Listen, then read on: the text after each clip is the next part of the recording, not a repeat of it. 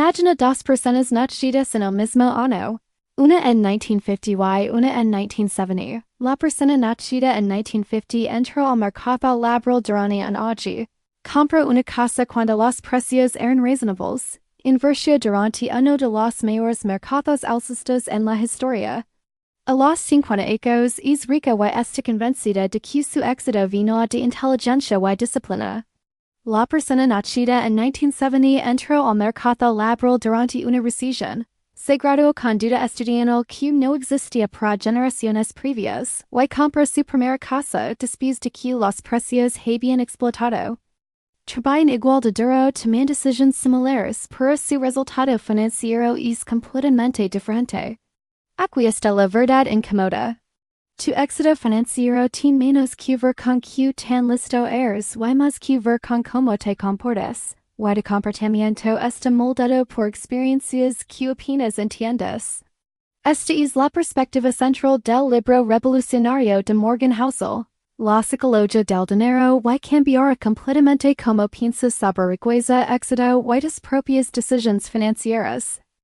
Hoy nos sumergimos profundamente en por qué el dinero se trata más de psicología que de matemáticas, y cómo entender esto puede transformar tu vida financiera. Morgan Housel abre con una observación poderosa. Ronald James Reed era un conserje y empleado de gasolinera que murió en 2014 a los 92 años. Cuando su testamento fue leído, las personas estaban sorprendidas de descubrir que había acumulado una fortuna de $8 millones a través de inversión paciente y disciplinada. El mismo año que Reed murió, Richard Fiscone, un ex vicepresidente de Merrill Lynch educado en Harvard, declaró bancarrota después de pedir prestado fuertemente durante buenos tiempos y perderlo todo cuando los mercados cambiaron. Un hombre sin educación financiera construyó riqueza duradera. Otro con educación y carrera de élite perdió todo. La diferencia no era inteligencia o conocimiento, era comportamiento. Reed era paciente y vivía debajo de sus medios. Fiscone era sobreconfiado y tomaba riesgos excesivos. Este patrón se repite constantemente. El éxito financiero no es una ciencia dura como física don reglas claras producen resultados predecibles. Es una habilidad blanda don cómo te comportas importa más que lo que sabes. La primera perspectiva crítica que Housel ofrece es que la experiencia de todos con el dinero es fundamentalmente diferente.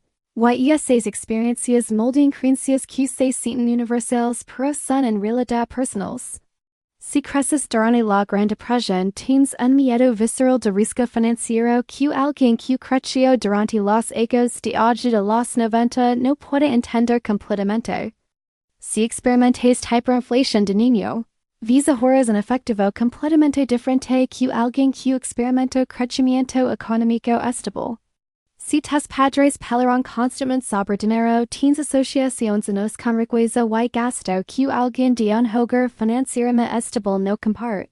Tus experiencias personales con dinero, que son únicas para ti, informan tus creencias sobre cómo funciona el dinero, y esas creencias impulsan tus decisiones financieras. Por esto es que consejos financieros que funcionan para una persona pueden ser desastrosos para otra. Están operando desde marcos experienciales completamente diferentes. Housel introduce el concepto de suerte y riesgo, dos caras de la misma moneda que la mayoría de las personas subestiman drásticamente. Cuando cosas buenas nos pasan, les atribuimos a nuestra habilidad e inteligencia. Cuando cosas malas pasan, culpamos mala suerte a factores externos. Cuando cosas buenas le pasan a otros, minimizamos el papel de la suerte. Cuando cosas malas le pasan a otros, asumimos que cometieron errores. Este error de atribución fundamental y causa estragos en la toma de decisiones financieras. Bill Gates es brillante y trabajador, pero también fue una de las únicas escuelas secundarias en el mundo que tenía una computadora en 1968 dando miles de horas de práctica de programación, antes de que la mayoría de las personas supieran que las computadoras existen. Eso es suerte. Ken Evans era el mejor amigo de Bill Gates y colaborador en esa misma escuela secundaria. Era igual de listo y igual de apasionado sobre computadoras. Murió en un accidente de montañismo antes de que pudieran construir Microsoft juntos. Eso es risco. La línea entre éxito y fracaso es a menudo más delgada de lo que queremos admitir. Esto importa porque si no entiendes el papel de suerte y risco, sacas las lecciones equivocadas de tus propias experiencias y las experiencias de otros. Verás a alguien que se enriqueció rápidamente y pensarás que su estrategia es replicable, cuando en realidad tomaron riscos masivos que pasó que funcionaron. Verás a alguien que quebró y juzgar sus decisiones sin entender el papel de aleatoriedad. Hausel argumenta que deberías ser cuidadoso sobre a quien elogias y a quien criticas porque nunca tienes la imagen completa. Más importante, deberías ser cuidadoso sobre los heroes que eliges y las lecciones que sacas de ellos, porque éxito extremo a menudo involucra risco extremo que no es obvio desde fuera. La segunda perspectiva mayor es sobre la diferencia entre ser adinerado y ser rico. Estos términos son a menudo usados intercambiable, pero son fundamentalmente diferentes. Ser rico se trata de tu ingreso actual, el carro que conduces, el reloj que uses, la casa en la que vives. Ser adinerado es lo que no ves, el dinero que has sido acumulado y no gastado. Alguien con un salario de $100,000 que ahorra la mitad está construyendo riqueza. Alguien con un salario de $500,000 que lo gasta todo está haciendo rico pero no construyendo riqueza. La riqueza está oculta. Son los activos financieros que todavía no han sido convertidos en las cosas que ves. Y aquí está la perspectiva clave que la mayoría de las personas pierden. Construir riqueza requiere sacrificio, específicamente el sacrificio de cosas que podrías comprar ahora mismo pero no lo haces. Cuando ves a alguien conduciendo un carro de lujo, estás presenchando que se vuelven menos adinerados. La única forma de construir riqueza es no gastar dinero que podrías gastar, y eso requiere humildad y autocontrol que es invisible para otros. Esto se conecta con uno de los conceptos más poderosos de Hausel, que razonable es mejor que racional. Las finanzas tradicionales asumen que las personas son actores racionales maximizando utilidad, pero las personas no son racionales. Son seres emocionales tomando decisiones que necesitan sentirse bien, no solo matemáticamente óptimas. Una decisión financieramente racional que te mantiene despierto en la noche no es útil. Hausel argumenta que es más importante encontrar una estrategia financiera con la que puedas aplicar a través de todas las condiciones del mercado que encontrar la estrategia teóricamente óptima que abandonarás cuando las cosas se pongan difíciles. Si permitir costo en dólares en fondos indes se siente aburrido pero te mantiene invertido, es mejor que una estrategia apalancada completa que es teóricamente superior pero te causa pánico y vendes en el fondo.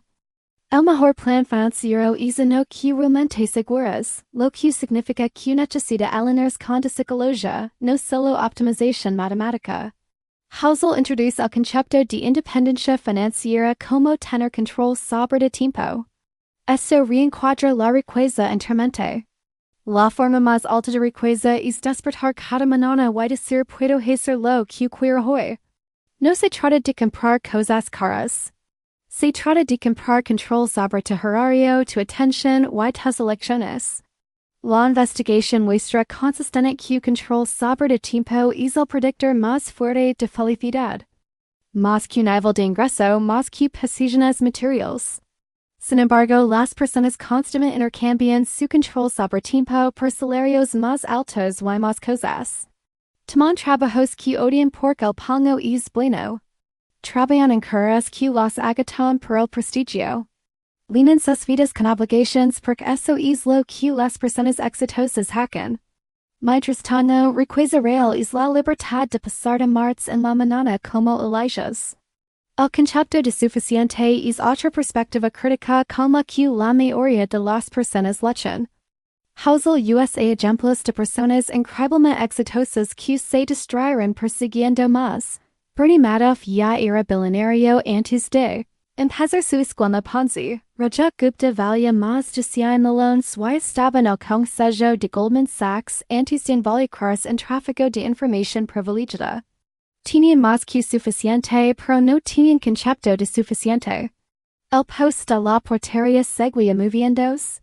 Siempre hay alguien más rico, siempre otro nivel de éxito, siempre más que lograr.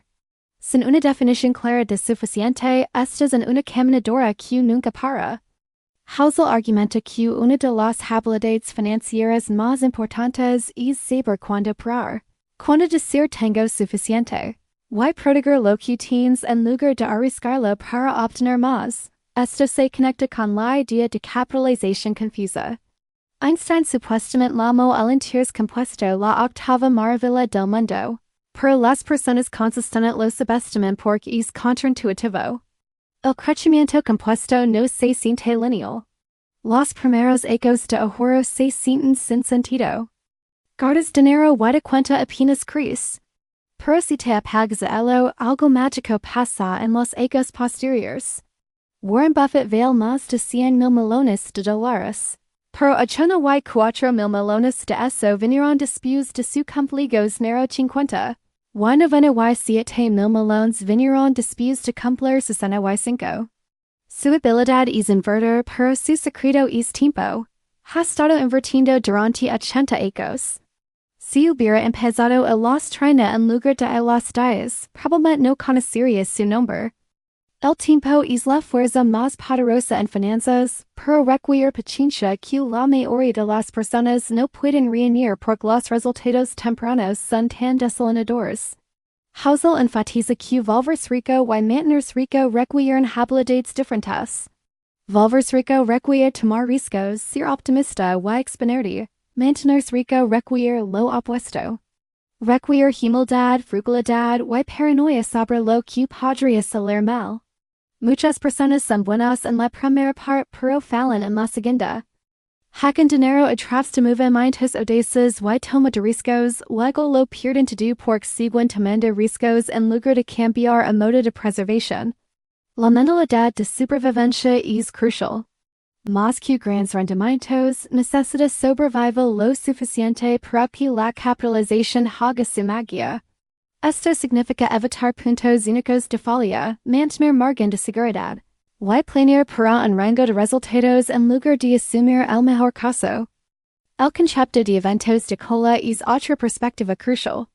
En inversión y vida, un pequeño número de eventos dan cuenta de la mayoría de los resultados. Un porcentaje diminuto de compañías impulsa la mayoría de rendimientos del mercado. Unas pocas decisiones clave moldean tu carrera entera. Un puñado de días determina tus rendimientos de inversión para el año. La mayoría de las cosas no importan, pero las pocas cosas que sí importan enormemente. Esto tiene dos implicaciones. Primero, puedes estar equivocado mucho y todavía hacerlo bien si estás en lo correcto en las cosas grandes. No necesitas un promedio de bateo alto. Necesitas unos pocos jonrones. Segundo, esto significa que deberías preparar para sorpresa y cambio, porque los eventos que mueven la agulla son por definición los que no esperas. Hausel aborda el concepto de espacio para error, que considera uno de los conceptos financieros más importantes. La parte más importante de cada plan es planear que tu plan no vaya de acuerdo al plan. Si solo estás ahorrando suficiente para que las cosas vayan de acuerdo al plan, tu plan fallar porque las cosas nunca van de acuerdo al plan. Necesitas margen de seguridad.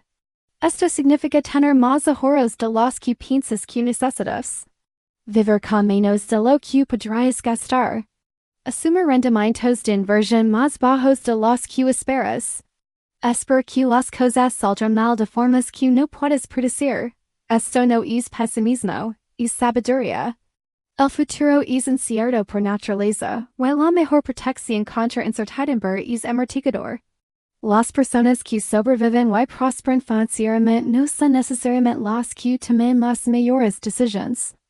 A menudo son las que toman decisiones bastante buenas pero tienen suficiente espacio para error que errores y mala suerte no los distraen. El papel de la frugalidad es contraintuitivo pero poderoso. Las personas piensan que construir riqueza requiere alto ingreso, pero household muestra que se trata más de la brecha entre ingreso y gasto. Puedes ganar $1,000,000 al año y construir cero riqueza si gastas $1,000,000. Puedes ganar 60,000 al año y construir riqueza sustancial si gastas 40,000. Las matemáticas son simples, pero la psicología es difícil. Vivimos en un mundo diseñado para hacer gastar dinero. Publicidad, presión social, inflación de estilo de vida.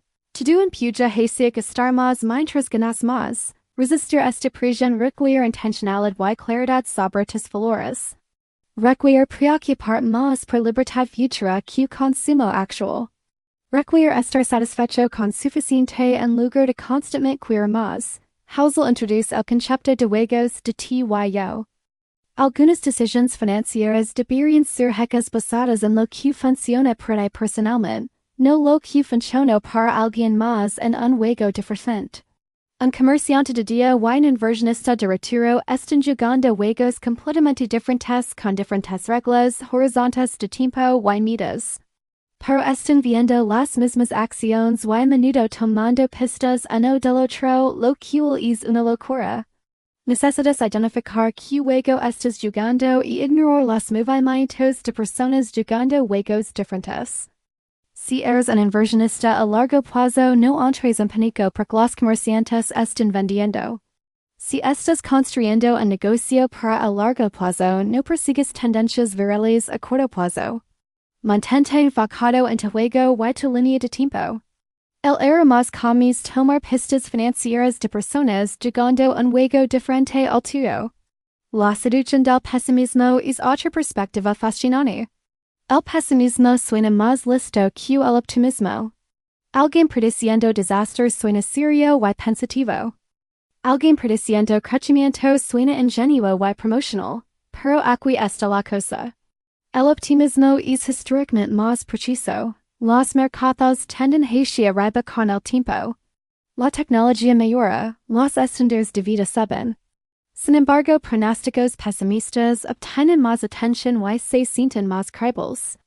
Housel explica que esto es porque el progreso pasa lenta y silenciosamente mientras las revistas pasan rápido y dramáticamente. Notas la recesión que pasa en 6 meses. No notas la mejora gradual en estándares de vida que pasa durante décadas.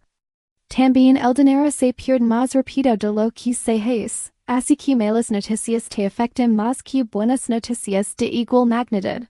Esto significa que necesitas contrastar continuamente tu sesgo hacia el pesimismo porque si solo escuchas tus reacciones emocionales a noticias, consistentes subestimares la trayectoria positiva a largo plazo y tomares malas decisiones a largo plazo. Quizás la perspectiva más práctica que Housel ofrece es que el verdadero éxito financiero se trata de descubrir que te hace feliz y luego alinear tu vida financiera con eso. La mayoría de las personas nunca se preguntan qué realmente quieren. Perciben lo que la sociedad dice que deberían querer: casa más grande, carro más bonito, vacaciones caras, trabajo prestigioso. Luego logran estas cosas y sienten vacías porque eran metas de alguien más.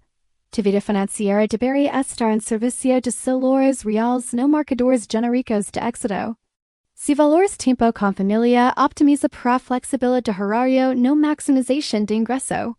Si valores autonomía, prioriza ahorros que te compren libertad sobre gasto que impresiona a otros. Si valores experiencias, gasta en viajes en lugar de casas. La clave es poner despiadadamente claro sobre lo que realmente valores. Luego construir una vida financiera que apoya eso. Housel también aborda cómo pasa el cambio financiero. No puedes depender de fuerza de voluntad para mantener disciplina financiera, necesitas sistemas. Automatiza tus ahorros para que el dinero nunca liga de cuenta de cheques. USC cuentas separadas para diferentes metas para que no puedas gastar excesivamente de fondo de casa. Construir fricción en el gasto removiendo tarjetas de crédito guardadas y requiriendo decisiones conscientes. Haz los buenos comportamientos financieros automáticos y los malos inconvenientes. Tu seguridad financiera futura no puede depender de tu ser presente siempre tomando la decisión correcta. Necesita depender de sistemas que hagan la decisión correcta automática. El concepto de independencia versus validación social corre a lo largo del pensamiento de Husserl.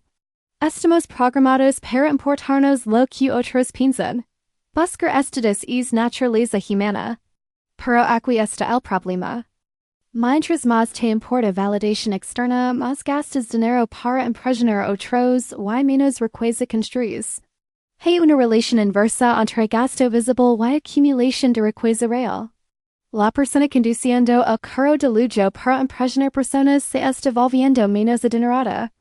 La persona conduciendo el carro modesto mientras invierte la diferencia se está volviendo más adinerada pero nadie lo sabe. Tienes que elegir entre impresionar personas y ser financieramente seguro. No puedes tener ambos a menos que seas extraordinariamente rico. La mayoría de las personas eligen impresionar personas sin darse cuenta de que están haciendo una elección. Solo hacen lo que se ve exitoso.